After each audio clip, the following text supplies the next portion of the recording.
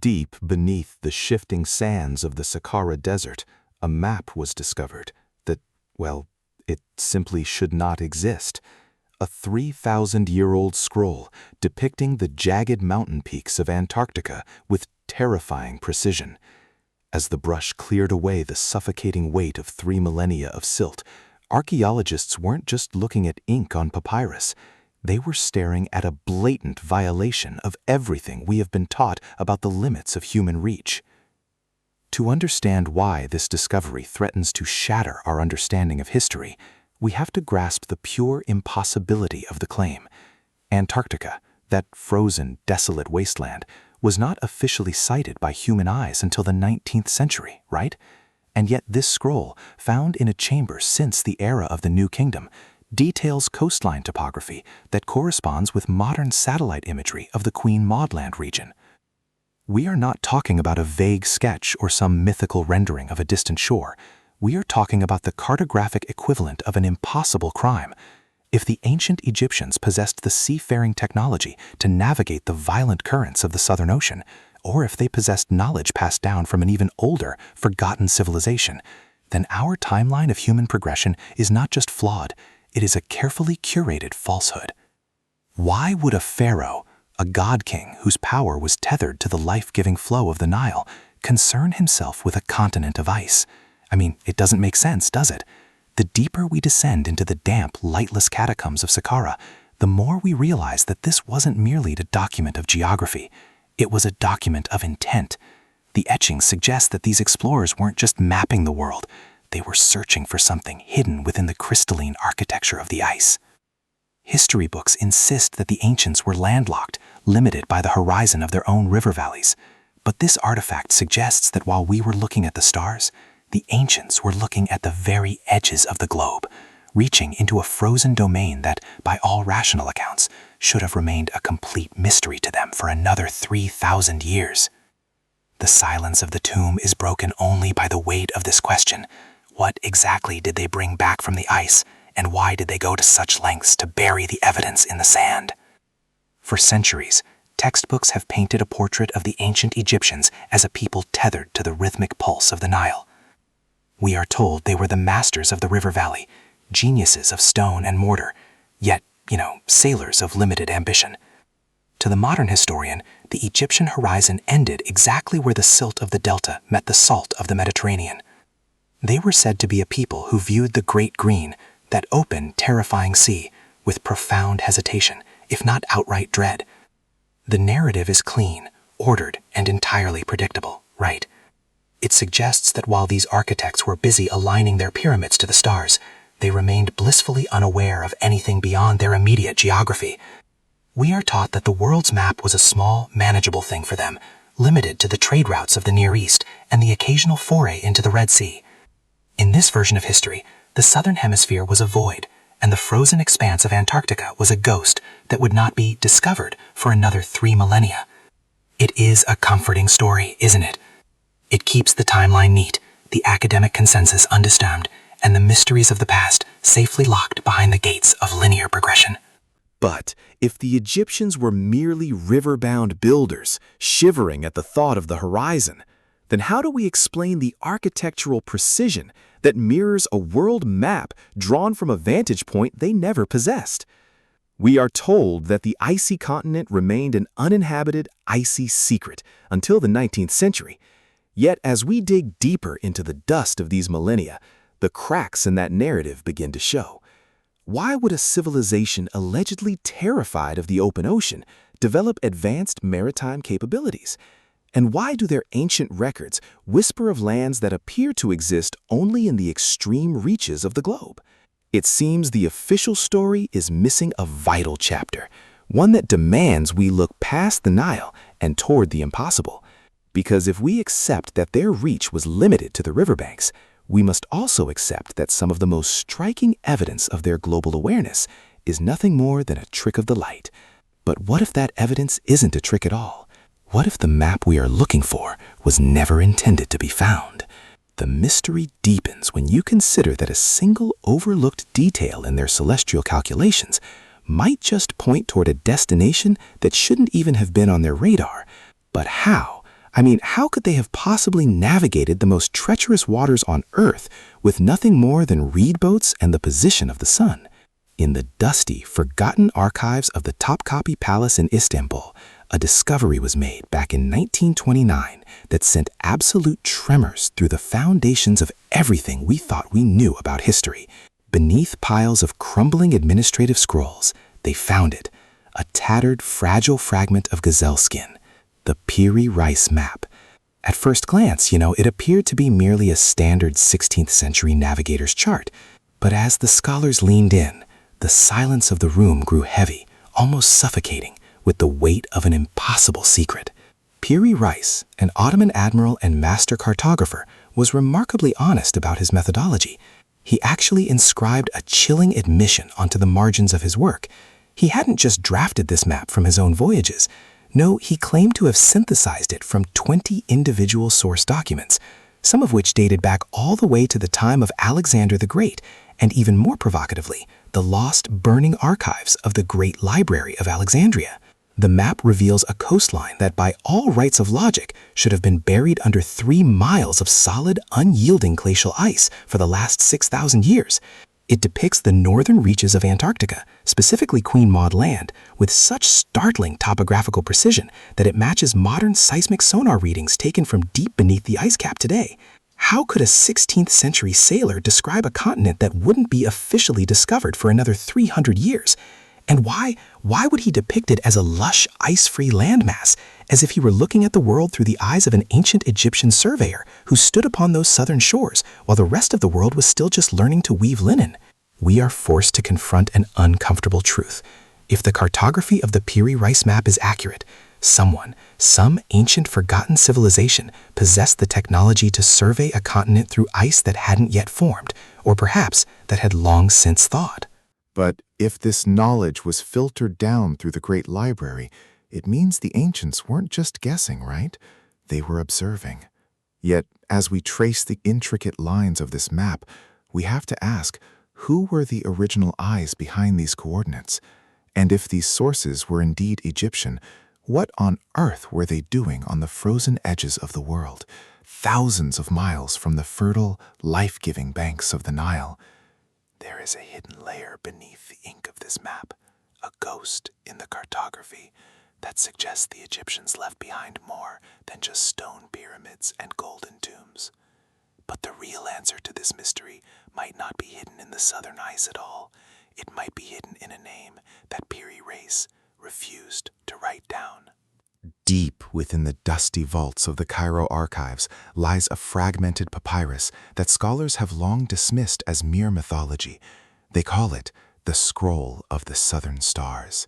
Its surface is brittle, weathered by the relentless arid winds of time, yet the ink remains strikingly defiant. This isn't just a record of grain taxes or temple offerings, It is a captain's log, detailing a voyage that should have been absolutely impossible for the age of bronze and reed ships. The scribe who etched these characters spoke of a departure from the mouth of the Red Sea, sailing not toward the familiar spice markets of Punt, but toward the absolute, suffocating silence of the south. As the expedition pushed further than any vessel had dared, the sky itself began to betray them. The familiar constellations, the guides of every Egyptian navigator, slowly dipped below the horizon, replaced by a terrifying, stagnant void. The scribe describes stars that refused to move, hanging like unblinking eyes over a landscape of jagged glass and bone-white silence. Most chilling, however, is the account of the eternal white night. The captain describes a sun that did not set in the west, but instead it circled the horizon, skimming the jagged edges of a world made entirely of ice. In the language of the pharaohs, this was described as the domain of the Great Frost, a place where the sun was stripped of its heat and the earth was frozen in a perpetual blinding glare. Historians have scratched their heads for decades, wondering how a civilization limited to the Nile could describe the atmospheric phenomena of the Antarctic Circle with such haunting, clinical precision. Were they charting the stars to navigate the curvature of the globe, or were they searching for a sacred point where the heavens touched the frozen earth? The expedition was commissioned by a nameless pharaoh, a ruler whose name was systematically erased from every pillar and obelisk in Egypt. It was as if the kingdom wanted to bury not just the voyage, but the very knowledge of what lay at the bottom of the world. And yet, this scroll remains. It suggests that the ancients had unlocked a map of the globe long before the age of sail. But if they truly reached the edge of the world, why did they turn back? Or perhaps more dangerously, what did they encounter on those frozen shores that compelled them to burn their records and seal their mouths forever? The answer is buried in a ritual of silence, but a recent discovery in the sand suggests the voyage didn't end where the map stopped. Beneath the suffocating weight of 2 miles of Antarctic ice, the Earth keeps a secret that defies everything we thought we knew about the ancient world. Modern thermal scans have finally pierced the frozen shroud, revealing the Gamburtsev subglacial mountains, a jagged, impossible range hidden from human sight for millions of years. Yet, when archaeologists laid these high-resolution satellite maps over the crumbling, ink-stained surface of a forgotten Egyptian celestial chart, the breath just left their lungs. The contours are not a coincidence, you know? The sweeping curves of the mountain ridges, the jagged peaks, and the specific valleys etched into the bedrock mirror the Mountain of the Sun, described in the pharaoh's private archives with eerie geometric precision. How does a civilization that existed in the sweltering heat of the Nile Valley thousands of years before the invention of the sextant draw a topographical map of a continent that was buried in ice long before they were even born? The standard historical narrative tells us that Antarctica was a frozen wasteland during the height of the Old Kingdom, but the papyrus, it tells a different story, a story of a time when the world was shaped differently, and perhaps when the Egyptians possessed a technology of vision that allowed them to gaze through the earth itself. If they were not merely observing the surface, but documenting a landscape that lay beneath the ice, we have to ask, what kind of surveying equipment could map a subglacial mountain range? Or, more terrifyingly, were they documenting this place at a time when the ice simply wasn't there at all? If the map is accurate, it implies that the Egyptian navigators stood upon a temperate, thriving southern continent long before the modern age of exploration. But the true mystery isn't just how they reached the bottom of the world. It is what they brought back with them. And as we dig deeper into the tomb where this chart was recovered, we find an even more disturbing clue, a series of inscriptions that describe not a frozen wasteland, but a kingdom of light, a place they called the origin of the gods. But the evidence found in the tomb doesn't stop with the mountains. Hidden within the margins of that same scroll, there is a sequence of astronomical coordinates, you see, that don't match the night sky as it appeared over Giza.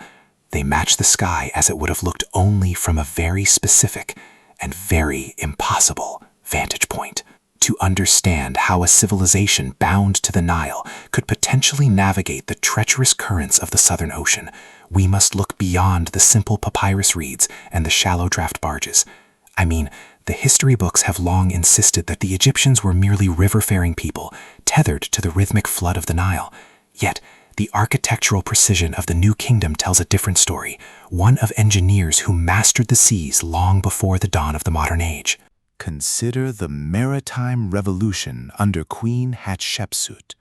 Her expedition to the fabled land of Punt was not merely a trading mission, it was a testament to design. You know, archaeologists studying the surviving reliefs at Deir el-Bahari have noted something truly curious. The hulls of these ships were not typical river vessels. They were deep-sea, cedar-planked masterpieces, held together by sophisticated tenon and groove joinery that provided unparalleled structural integrity against the relentless pounding of open ocean waves. They utilized massive, reinforced rigging designed to harness the raw power of the wind in ways that allowed them to traverse thousands of miles of unknown, deep water. This brings us to the uncomfortable question that mainstream archaeology often shies away from. If these ships were built to withstand the gale-force winds and mountainous swells of the deep ocean, why were they confined to the coastlines? The evidence hidden within these ancient ship designs suggests they possessed a keel technology capable of self-correction in high seas. When we overlay these technical capabilities with the strange, frozen landscapes described in our mysterious scroll, the pieces begin to lock into place. We are looking at a maritime capacity that was intentionally obscured from the historical record.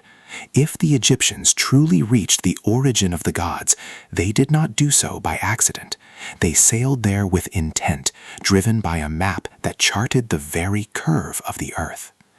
But if they possessed such advanced navigational mastery, why would they abandon the southern routes entirely, leaving their greatest achievement to be swallowed by the ice? There is a fragment of a logbook preserved in a secondary tomb that hints at a catastrophic realization, a discovery in the south that forced them to burn their own charts. The transition from the azure, life-giving currents of the equator to the violent, churning expanse of the roaring 40s was more than a change in climate. It was a descent into a world that, quite frankly, should not have existed for a desert people. The Saqqara fragments, those brittle, salt-crusted papyri, tell of a psychological fracturing. I mean, imagine a sailor whose entire existence was defined by the predictability of the Nile, now standing on a timber hull, groaning under the assault of monolithic freezing waves. The air, once thick with the scent of sun-baked silt and incense, turned sharp and metallic, biting into skin that had never known the lash of frost. The crew, accustomed to navigating by the steady, familiar stars of the north, found themselves adrift beneath an alien southern firmament. Then came the giants. The logbooks describe them with a terrifying poetic reverence, mountains of frozen glass that drifted through the mist like silent, pale gods. These were not the stone monuments of Giza, static and eternal.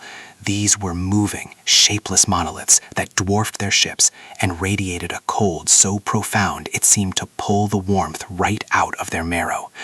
The terror in the scribe's handwriting is palpable, the strokes becoming frantic as he records the men's descent into madness. They began to believe they had sailed off the edge of the known world, breaching the threshold of the Duat, the dwelling place of the primordial spirits. Their objective had shifted, shedding the mundane goals of trade and exploration. It had become a desperate, fanatical pilgrimage. They were no longer seeking the southern lands. They were hunting for the foundation of the world, a place where the gods themselves were said to reside in eternal frozen slumber. But as they pressed further, the sea turned from a pathway into a prison. The wind shrieked with a malice that the Egyptians had no language to name. As the temperature plummeted and the very rigging of the ships began to snap like brittle bone, the captain faced an impossible choice. He was witnessing something that threatened to shatter his civilization's entire understanding of the cosmos. Was he staring at the truth of their creation, or horror that demanded silence? And it is here, amidst this crushing isolation, that we encounter the most chilling secret of all. Because the records stop abruptly, and the map they were following seems to have been erased by hand, as if the knowledge itself was deemed too dangerous to carry back home. But what could have been so terrifying that these men, having traveled to the ends of the earth, chose to commit the ultimate act of betrayal against history? The truth does not always vanish. Sometimes it merely waits for the eyes of the future to catch up. For centuries, scholars dismissed the Antarctic coastline on these ancient papyri as the fever dream of a cartographer lost to myth. They claimed the ice had been impenetrable for millions of years. But look closer. As we overlay these ancient charts onto modern satellite topography, the impossible begins to take shape. Beneath the crushing weight of 2 miles of ice, current radar imagery reveals the subglacial landscape of Queen Maud Land. The inlets match, the bays align with a precision that defies coincidence. Every curve, every riverbed that once flowed through a lush, ice-free continent is accounted for on these crumbling scrolls. It is not a fantasy map. It is a survey report of a world that existed long before the ice claimed it. This leaves us with a devastating conclusion. These explorers did not just stumble upon a frozen wasteland, right? They arrived during a brief climactic anomaly, a window of time, perhaps 10,000 years ago, when the southern continent breathed, flourished, and waited for discovery. To map this coastline, the Egyptians would have needed to stand exactly where those bays meet the sea, witnessing a horizon that history books insist no human eye ever saw. Yet, this discovery is far more unsettling than mere exploration. If they were there and they saw this world, why did they return to the Nile in silence? Why bury the evidence so deep that it required the perspective of orbital satellites to identify what they had already drawn? There is a missing piece to this puzzle, a discovery so profound, or perhaps so terrifying, that it forced these ancient travelers to decide that the world was simply not ready for the truth. But what if the map wasn't just a guide for travel? What if it was a warning? Because as we peel back the layers of this ancient geography, we find one singular anomalous detail that shouldn't exist. A landmark that isn't carved into the earth, but placed there, suggesting that the Egyptians weren't the only ones who knew the secrets of the ice. If the evidence for such an extraordinary voyage truly exists, one has to wonder, why is it not the cornerstone of every history textbook in the world? Why do we see only sterile replicas in our museums, while the genuine articles remain shrouded in professional indifference? The answer lies within the great academic silence, a wall constructed not of stone, but of dogma. In the eyes of mainstream institutions, any artifact that challenges the accepted timeline of human achievement is immediately branded an out-of-place artifact, or an opart.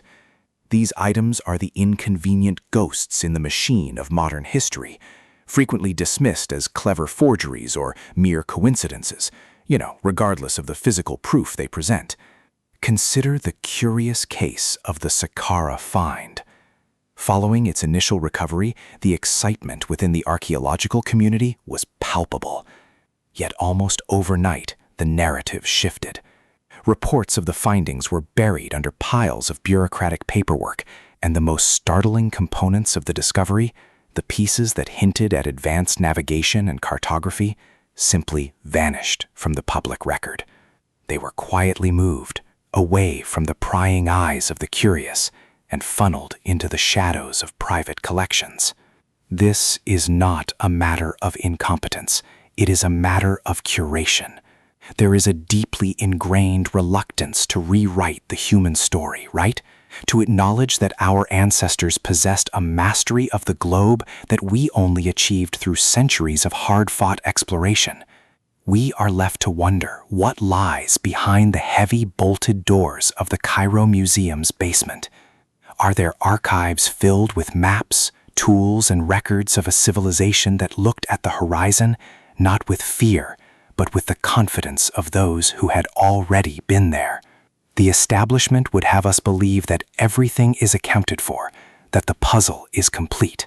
But when you look at the gaps they refuse to fill, you realize the silence is not accidental, it is protective.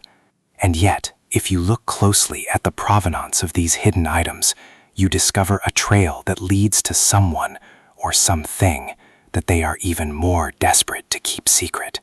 But that is only the beginning of a much deeper deception, because the most terrifying secret of the ice is not what the Egyptians found, but who they met there. We are not the first masters of this planet. We are merely the latest to rediscover the footprints of a civilization whose reach was as infinite as the gods they worshipped.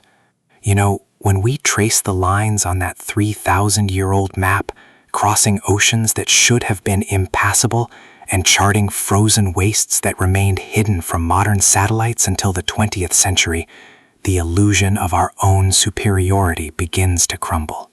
This is not merely a cartographic curiosity or an anomaly of history. The existence of this map, charting the frozen, ice-free coastline of Antarctica, suggests a level of maritime mastery and astronomical precision that contradicts everything we have been told about the trajectory of human progress. It forces us to confront an uncomfortable truth. Our ancestors did not stumble across the globe by chance. They navigated with purpose, driven by a deep, ancient knowledge that has been swallowed by the dust of millennia. The legacy of the Egyptian Antarctic map serves as a humbling reminder of our place in the long story of humanity. It is a testament to a time when the horizon was not a barrier, but an invitation. If they could bridge the gap between the scorched sands of the Nile and the silent, crystalline expanse of the south, then what else have we forgotten? What other peaks of achievement remain buried beneath the shifting sands of time, waiting for us to stop looking at the world as it is today and start seeing it as it truly was? The map is not just a record of the past, but a quiet warning for the future. It stands as proof that civilizations rise and fall, and that the vast majority of our story is written in shadows. We believe we are the pinnacle of history, but the ice tells a different tale. A tale of a forgotten reach that spanned the ends of the earth. Does this ancient record change how you view our own path of progress? I mean, if they reached the edges of the world thousands of years before we did, what else are we missing? Share your thoughts in the comments below. Let us peel back the layers of history together.